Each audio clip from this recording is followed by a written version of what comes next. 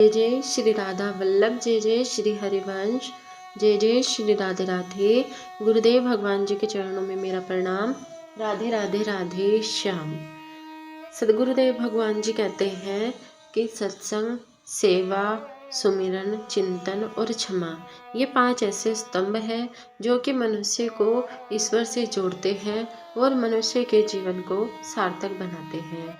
श्री राधा माधव चिंतन ग्रंथ की रचना भाई जी द्वारा 34 वर्षों के अंतर्गत जितने भी सत्संग, प्रवचन और कल्याण पत्रिका द्वारा जो भी भाव प्रकाशित हुए हैं, उन सबको एकत्रित करके की गई है।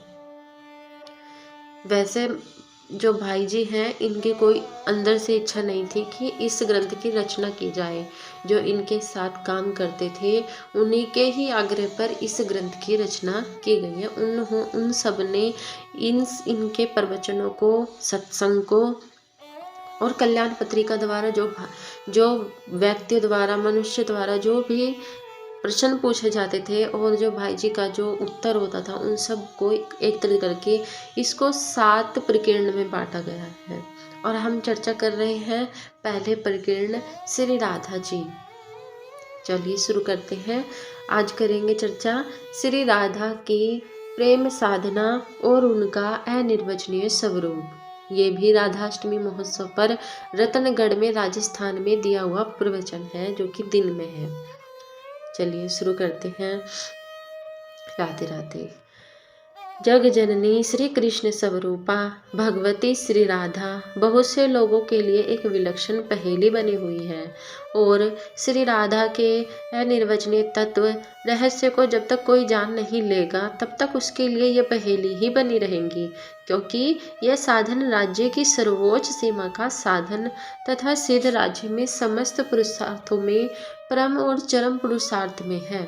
गोपी रहस्य की ही परम गुहा है, फिर राधा जी की तो बात ही क्या है। लोगों की समझे ही नहीं आ सकता कि मोक्ष तक की आकांक्षा न रखकर, भगवान से अपने लिए कभी कुछ भी चाहने की इच्छा न रखकर भगवान से प्रेम करने का क्या अभिप्राय हो सकता है।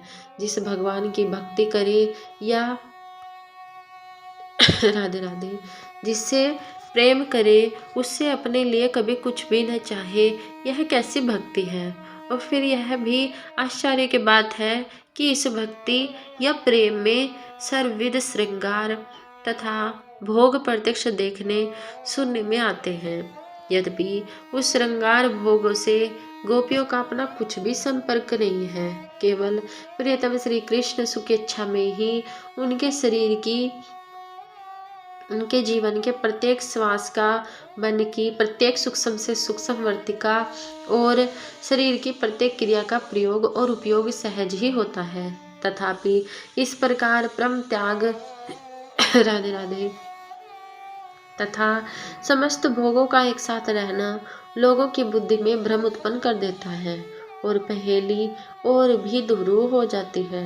इसी से जहाँ नित्य ब्रह्मानंद स्वरूप में परिनिष्ठित परंतु इस महान रस रहस्य के मर्मज्ञ श्री सुखदेव मरणासन परीक्षित को रासलीला सुनाते हुए हर्षोत्फुल्ल तथा मुग्ध होकर पवित्रतम गुहा रहस्य खोलने लगते हैं, जहाँ प्रेम भक्ति के मूर्तिमान स्वरूप श्री चैतन्य महाप्रभु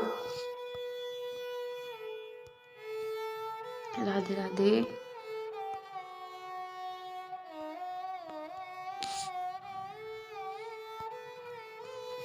राधे राधे जी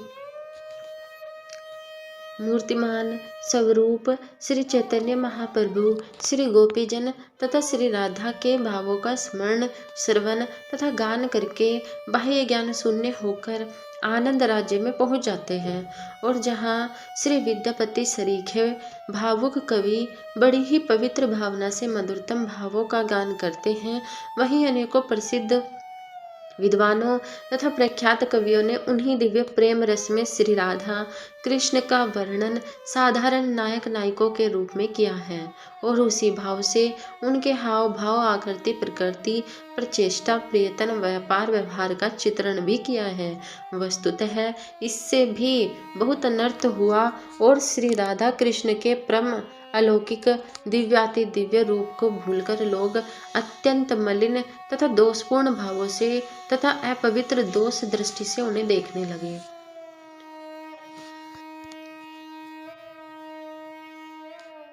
रीतिकालीन परंपरा से प्रभावित प्राय सभी कवियों ने यही किया और इसी से सच्चे प्रेमी भक्त सूरदास, नंददास, चंडीदास आदि तथा जयदेव और विद्यापति आदि जिन्होंने श्री राधा कृष्ण को परम ब्रह्मा मानकर ही उज्ज्वल रस की पवित्र मधुर पीयूष धारा बहाई थी, उन सभी के काव्य तथा लीला चित्रण का भी गंदे काम के पोषण में ही प्रयोग होने लगा।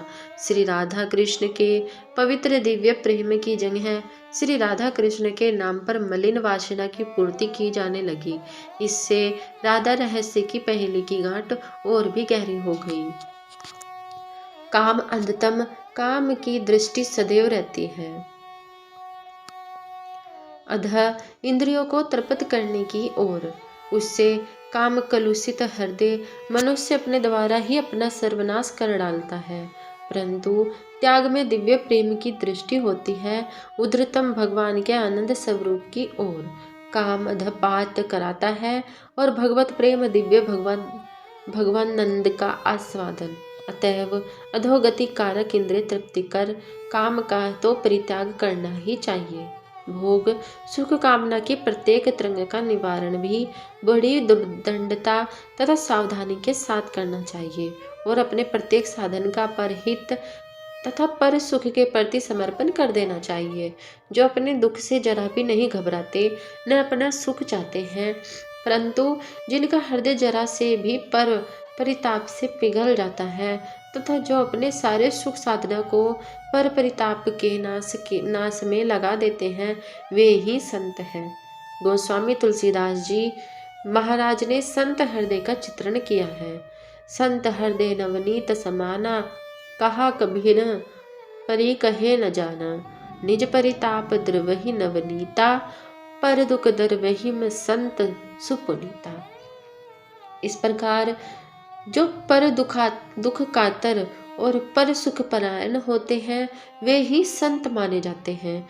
और जिनका आत्म सुख में सदा सर्वदा सर्वथा केवल परम प्रियतम भगवान श्री कृष्ण के सुख में ही परिणत हो जाता है, वे तो संतों तथा महापुरुषों के भी वंदनीय होते हैं। भोग कामना त्याग के बाद भी एक मोक्ष कामना रह जाती है। यह मोक्ष की कामना जब तक रहती है तब तक भी सर्वत्याग नहीं माना जाता, परंतु श्री कृष्ण प्रिया गोपांगनाओं में यह सर्वत्याग सहज था। वे सच्ची प्रेमिकाएं थी। इसी से वे वेद धर्म, देह धर्म, लोक धर्म, लज्जा, धैर्य, आत्म सुख, देह सुख, स्वजन, आर्यपत सबका सहज त्याग करके केवल श्री कृष्ण सुख के लिए श्री कृष्ण का सब प्रकार से तथा समस्त कारणों से अनन्य भजन करती थी। इतना होने पर भी उन्हें अपने इस महान सुरमुनि मन पर लोभनीय उच्च स्वरूप का जरा भी ज्ञान नहीं था। इसीलिए गोपी प्रेम को निरुपाधि प्रेम कहा गया है। इसी से देवगुरु बृहस्पति के शिष्य उद्धव सरीखे महापुरुष ने श्री गोपी पद रज की प्राप्ति के लिए वृंदावन में लता गुल्म औषध बनने की इच्छा प्रकट की है तथा यह वरदान मांगा है। इन सब गोपियों श्री राधा जी का सर्वमुख है, बल्कि श्री राधा जी से समस्त गोपियां बनी हैं और वे उन्हीं की काव्य रूपा है। श्री राधा जी का तात्विक स्वरूप तो श्री कृष्ण से सर्वथा अभिन्न है। बोलो भक्तवत्सल भगवान की जय। भगवान के भक्तों की जय, सभी संतन की जय, हरि भक्तन की जय। जय जय श्री राधे श्याम। से चर्चा कल।